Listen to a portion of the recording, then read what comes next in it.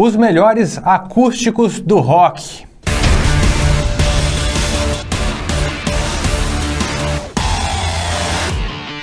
Fala galera, eu sou o Neto Crones. E eu sou Marcelo Pim. E hoje a gente vai falar dos melhores unpluggeds, famosos unpluggeds, os acústicos. Pim, você gosta de um acústicozinho?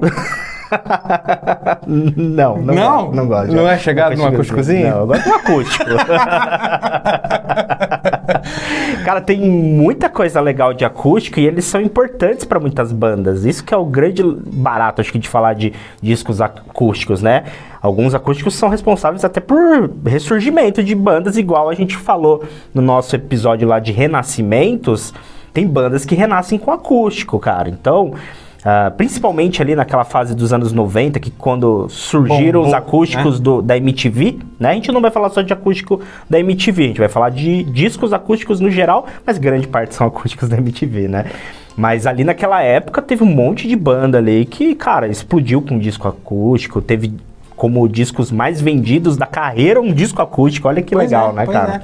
Realmente foi muito importante para a carreira de algumas bandas e bombou num cenário geral. Então muitas pessoas esperavam aí um acústico, um unplugged de determinada banda, e isso aí virou uma certa febre em um determinado momento. Mas antes da gente começar, já compartilha o Pod Rock com seus amigos, curte o canal, ajuda a gente, e a gente agradece o Garage Studios, que cede aqui o espaço do estúdio de ensaio para a gente gravar esse vídeo, e também instrumentos musicais seminovos. Entra no site aí, confere se você toca alguma coisa, não deixa de conferir que tem muita oportunidade legal. Agora, vamos para os nossos 10 acústicos? Vamos lá, a gente escolheu aqui 10 discos que a gente gosta e que a gente tentou definir uma ordem aqui de preferência, né? Muito bem colocado, por ordem de preferência, não por ordem de importância ou relevância ou tamanho e nada disso, porque eu vou colocar um porém aqui que talvez alguém pergunte e já vou explicar.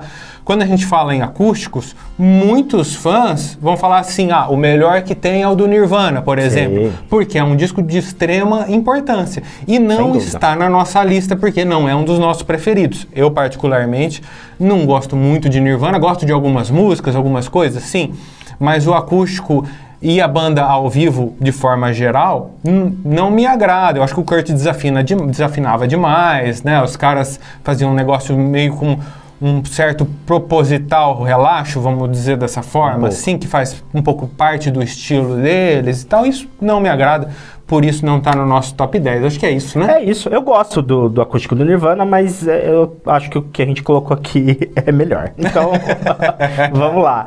Cara, na nossa 10ª posição, a gente já vai fugir um pouco daquela trend de unpluggeds da MTV, né? Já não vamos começar com o disco acústico da MTV, que é o Good Acoustics do Firehouse. Muito bom. Cara, uma sacada muito boa do Firehouse, que é conhecida por ter muitas baladas emplacadas, tem discos maravilhosos, sou muito fã de Firehouse, mas esse Good Acoustics, eles pegaram as baladas ali principais, que tinham sido, né, exaustivamente tocadas em novelas, em tudo que é coisa, inclusive no Brasil, e fizeram um álbum acústico ali, cara, e é muito bom, várias versões que estão nesse disco, cara, cansou de tocar em rádio aí, né? E a gente pode falar de When I Look in Your Eyes, Don't Treat Me Bad. Nossa, cara. Então tem, inclusive, não só baladas, eles fazem versão de All She Wrote, que é uma música famosa, acústica, fica muito legal. Então, pra mim, é um disco muito legal de se ouvir e numa proposta um pouquinho diferente, né?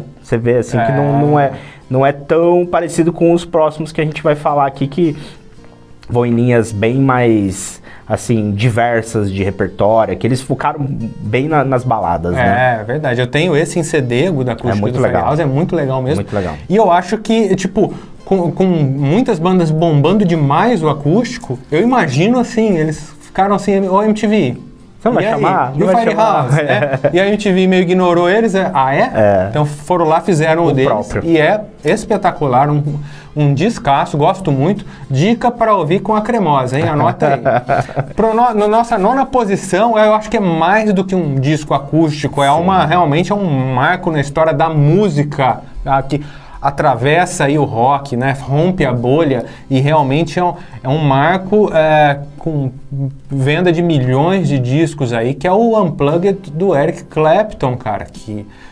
Né, foi considerado o disco ao vivo mais vendido da história. Então, olha o é um peso muito grande, né? Desse, cara. O nome Eric Clapton já é uma entidade, né? E aí esse Unplugged dele maravilhoso, realmente é um negócio que é muito foda. É um absurdo. E ele já é essa linha MTV, onde ele traz alguns clássicos, algumas músicas muito famosas, como Layla, por exemplo, e a própria Tears in Heaven, que pra mim é a balada mais triste e sentimental da história da música, da arte, porque realmente é um negócio de cortar o coração, né, a história dessa música.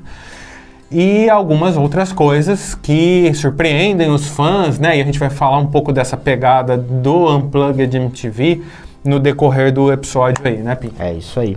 Cara, o próximo disco aí que a gente vai falar é o Stone Temple Pilots, no Unplugged da MTV também, que a curiosidade aqui é o segundo disco da banda, cara. Então, assim, loucura, eles né, lançam o Core. Fez sucesso pra caralho. A MTV já abraçou e falou, vem aqui, vamos fazer um acústico. Então, assim, em 93 eles já gravaram esse acústico, que é fantástico, com todas as músicas que eles tinham no repertório do Core, obviamente, porque, né? Só que eles soltam, se eu não me engano, uma ou duas músicas que vão aparecer no Purple, que é no segundo disco deles de estúdio, né? Então, é um disco, cara, que pra época era material inédito. Inédito, totalmente inédito. E é muito legal, um disco que pra mim tá realmente, assim, entrega a qualidade do Stone Temple Pilots. Cara, versões aqui de plush, eles fazem cover também. É muito legal esse disco, cara. Pra mim, assim, da época ali do grunge, realmente é um dos melhores. Aqui a gente vai falar de outros aqui que vão aparecer na lista. Sim. Mas esse pra mim é um dos melhores ali das bandas grunge, cara. Eu acho muito legal esse acústico. Que foi um movimento que se deu muito bem com os Unplugged, né? Eu acho que potencializou ainda mais aquilo que já vinha com força, né? Porque, cara, a gente fazendo a lista, falei, todas as bandas do movimento grunge gravaram o acústico, todas. Até aquelas que a gente não conhece tão bem, né? Eu lembrei de uma aqui, Smithereens, né? Que é da época dos anos 90, uma banda pouco conhecida. Cara, eu fui ver, tem acústico com Smithereens. Então, tem acústico pra danar com bandas do movimento grunge, mas o Stone Temple Pilots tá acima da média. Muito bom. Cara, a 7ª posição é um disco muito bom, de uma das maiores bandas de todos os tempos e que foi muito pouco falado. Foi um negócio que ficou esquecido e nós vamos falar um pouquinho da nossa opinião sobre isso. Estou falando do Unplugged do Aerosmith, que é um gigante. Sim. E esse acústico, cara, eu mesmo nunca tinha ouvido, e quando a gente foi listar aqui, a gente falou, cara, tem um Unplugged, o Pim falou, né, tem um Unplugged do Aerosmith. Eu conheci. Eu falei, cara, tem um Unplugged do Aerosmith, aí eu fui atrás e fui ouvir, e aí, cara, primeiro, não é à toa que tá na nossa lista de top 10 aqui, porque um acústico, um violão e voz ali, com bateria, coisa e tal, que tem o Joey Perry no violão e o Steven Tyler cantando, só por isso ele já merece estar na lista, né? Sim. Os caras estavam em ótima forma, não Sim. Mas os caras estavam numa má fase? Não estavam.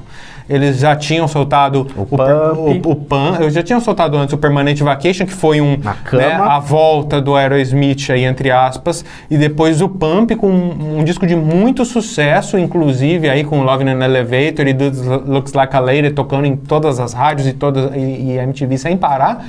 E aí, o que eu imagino, Pim? O que veio na minha cabeça? Que foi um projeto piloto da MTV, sabe? Sim. A gente tem uma ideia de trazer uma banda aqui para um estúdio e fazer uma releitura de algumas músicas, principalmente de músicas que os fãs do gostariam. Toys in the do primeiro, cara, tem músicas que fogem bastante ali daquilo que a gente conheceu o Aerosmith a partir dos anos 90 ali, final dos anos 80 e começo dos anos 90.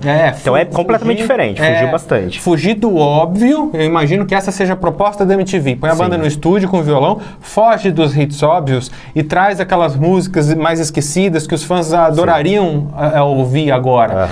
E aí o Aerosmith fez um acústico maravilhoso, tem hit, tem Dream On, por exemplo, que é de arrepiar, arrepio. A versão acústica é maravilhosa. E é maravilhoso. Não, você ouve, pode ser o Steven Tyler sozinho cantando Dream On, já é maravilhoso, né? Então, assim, o Aerosmith numa grande fase, num Unplugged, num disco esquecido pela galera, talvez nesse projeto piloto da MTV, que não entendeu o potencial que o negócio tinha, a própria banda talvez não acreditou nesse potencial de lançar disco na loja, de fazer material de divulgação, de fazer o DVD, porque outras bandas fizeram tudo isso, venderam muito, e o Aerosmith acho que foi meio que um projeto piloto disso aí. Eu acho que tem probleminhas de mixagem também, talvez não tenha chegado no resultado que eles esperavam. Foi um negócio meio ao vivão, né? Tipo, provavelmente mas mesmo... tocaram ali, passou na TV, não sei se passou ao vivo na MTV ou não, né? Tem um monte de coisas aí mas que os podem acústicos mudar da MTV ficaram muito conhecidos pela produção dele, as gravações são todas muito boas, né? Por e isso esse ela tá um pouquinho mais abaixo, né?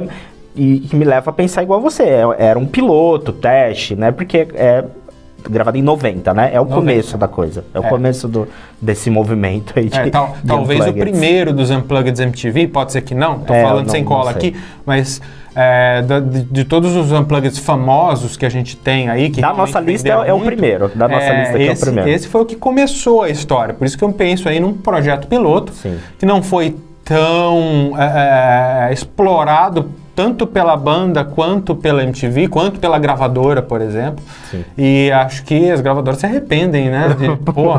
Quanto que não ia vender um Unplugged do Aerosmith bem trabalhado, né? Poderiam ter feito depois ali, né, cara? Até ter feito outro. Isso, eu digo ter gravado outro mesmo. Sim, na época do Get a Grip, pra trazer Crying, Crazy, aquelas coisas todas. Poderia trazer dos hits. Teria dado muito certo. Eu acho que teria vendido muito.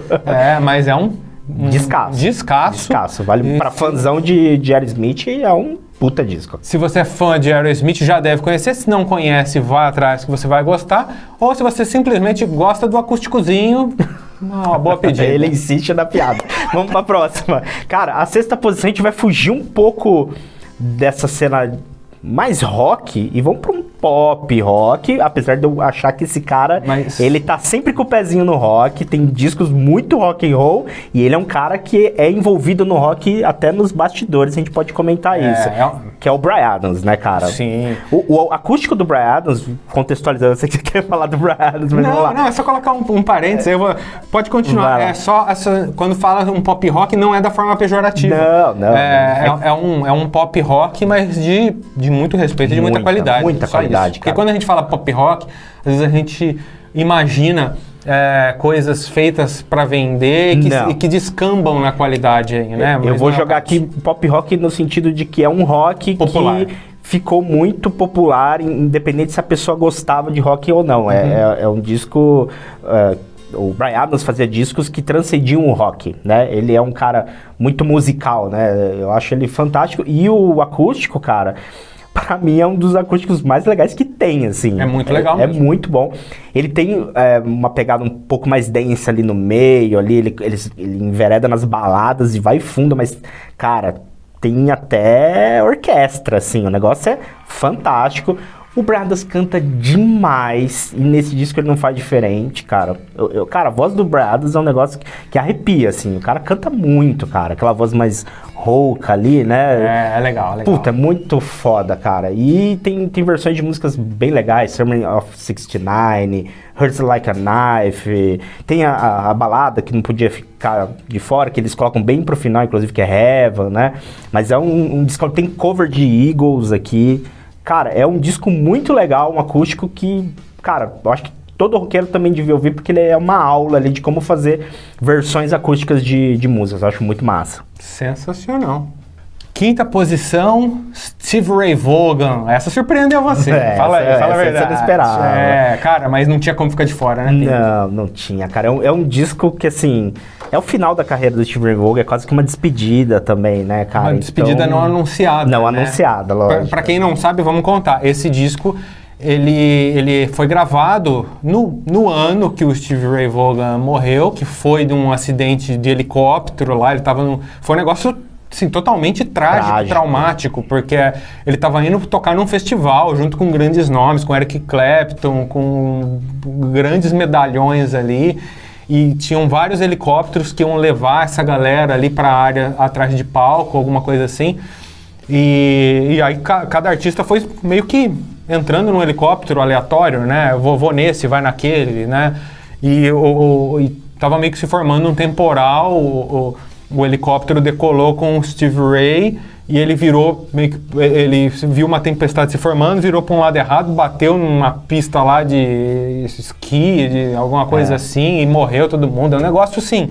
Trágico pra caramba. Trágico, né, cara? Não é um negócio que ele tava doente, que não sei o quê, ou que ele morreu de overdose. Foi um negócio inesperado. Ele podia estar até hoje aí fazendo coisas maravilhosas. Sim. E continua sendo um dos grandes nomes da guitarra da história, né? De todos os tempos. E esse Unplugged... Ele é curtinho, né? Ele é rapidinho, não é um álbum unplugged igual os outros aqui, mas ele era uma session, eles chamam, né? Uma session, né? Uma jam session.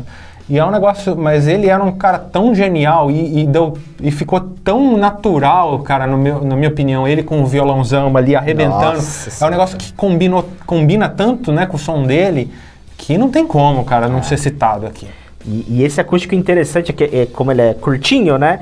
A MTV fazia esses unpluggeds com dois artistas ou mais, né?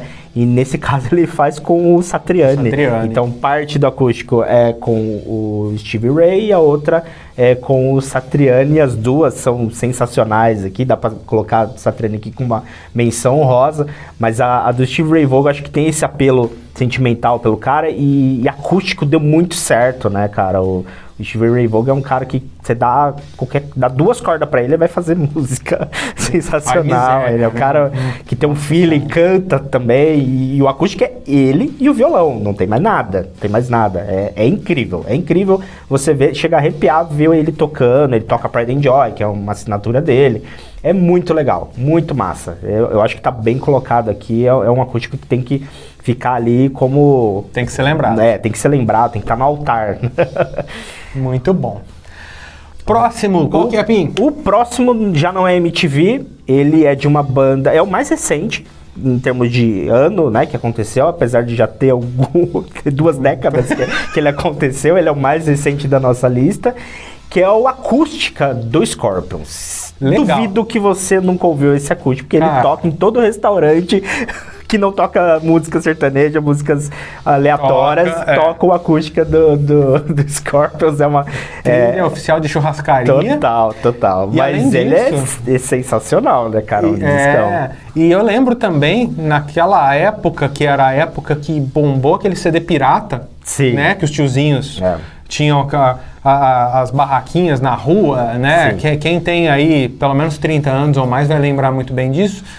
Ele era o top, né? Não existia uma esquina de comércio que você não passava, seja banca de revista, lojinhas pequenas ou tiozinhos na calçada ali. Que não vende esse. Que o Acústica do Scorpions era o destaque ali. Nossa, como vendeu esse negócio, todo mundo tinha disso aí.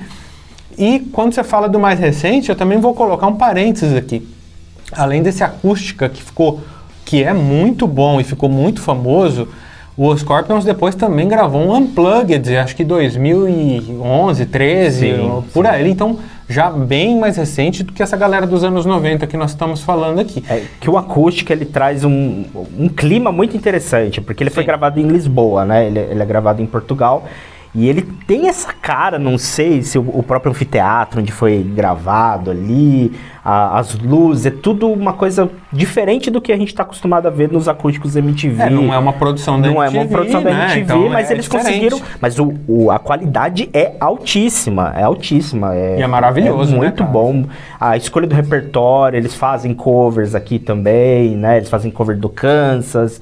Cara, é muito foda. Eles tocam... Aqui sim, eles tocam tudo que é hit. Todos os hits. Todos os hits, 100% dos hits. Isso ajudou a vender esse disco igual Wind of Change, que mais que eles tocam? Eles tocam Rock Like a Hurricane, eles fazem uma versão. Cara, eles tocam tudo que você conhece de Scorpions como hit, eles tocam nesse acústico, então isso também ajudou muito a ele ser popularizado, né? Porque a pessoa colocava isso quase como uma coletânea do Scorpions, né?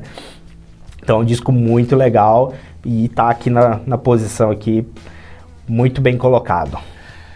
No terceiro lugar, acho que mais uma surpresa da nossa lista, aí, principalmente por estar no top 3, né, vamos dizer assim, não que não seja uma banda para top 3, mas é um acústico não tão badalado como esse do Scorpions, por exemplo, mas que merece estar aqui porque é um acústico que me surpreendeu quando eu assistia, tipo, minha boca assim, meu queixo foi lá no chão, babava assim, isso porque eu não sou grande fã da banda, só gosto de um disco dessa banda, eu tô falando do Pearl Jam. Cara, que acústico bacana, ele tem energia, cara, ele tem pegada, ele tem carisma. Pra cima. Os caras sobem nos bancos lá, chuta tudo e cara, quando eu assisti aquilo eu fiquei assim, eu nem gosto muito de Pearl Jam, cara, mas é de respeito esse acústico. Esse acústico, ele tá aqui, eu acho que justamente porque ele é completamente diferente de tudo que a gente falou até agora. Ele é um acústico pra cima, é alto, né?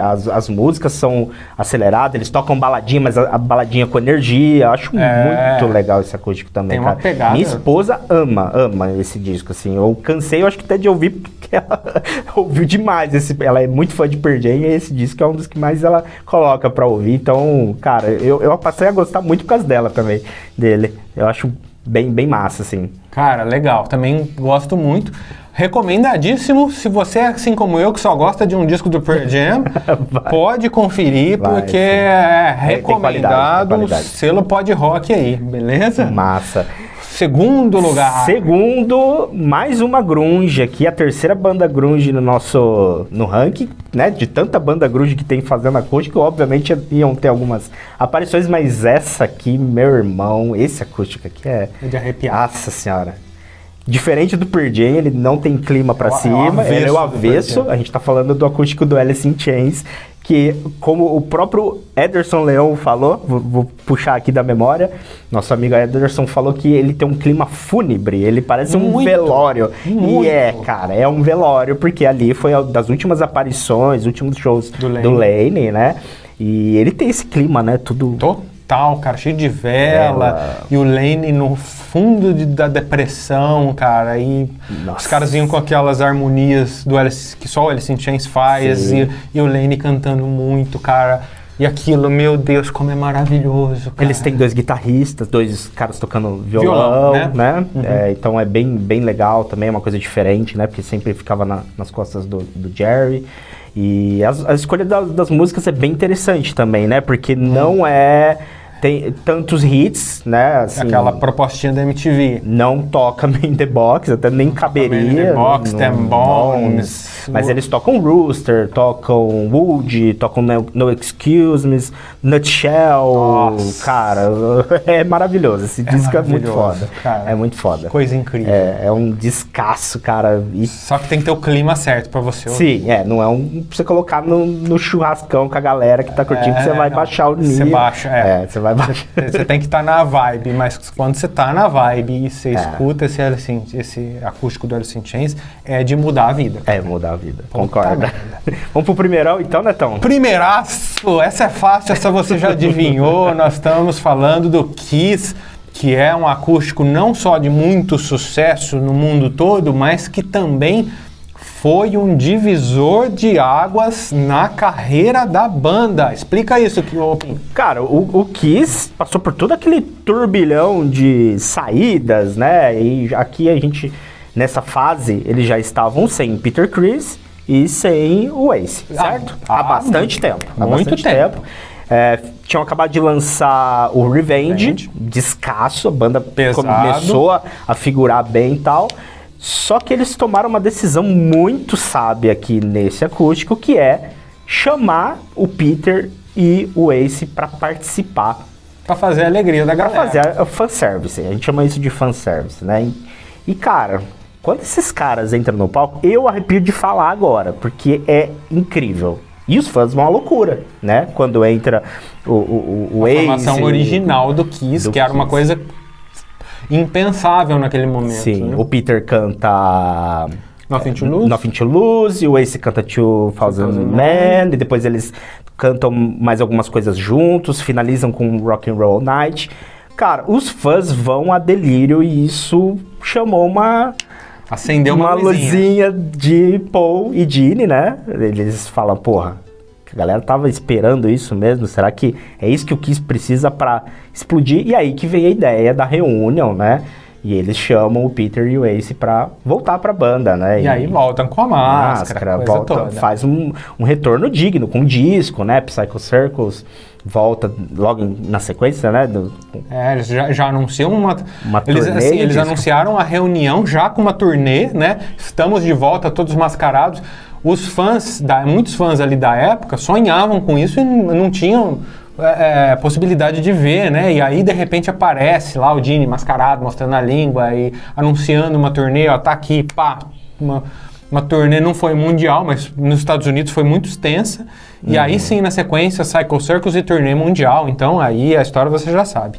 Mas tudo isso por conta do acústico, onde eles tiveram essa brilhante ideia.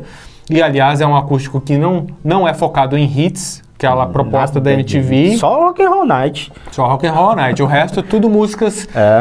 entre aspas, esquecidas, muita coisa do Revenge. Sim. De resto, coisas lá de trás que eles não tocavam há muito tempo, os fãs nunca tinham visto eles tocando, e aí eles me vêm lá com Going Blind, eles me vêm lá com Sure Know Something, a própria Nothing to Lose, que é lá do primeiro disco. Então eles foram resgatando coisas e os fãs, a hora que viram, os fãs viram eles tocando essas músicas.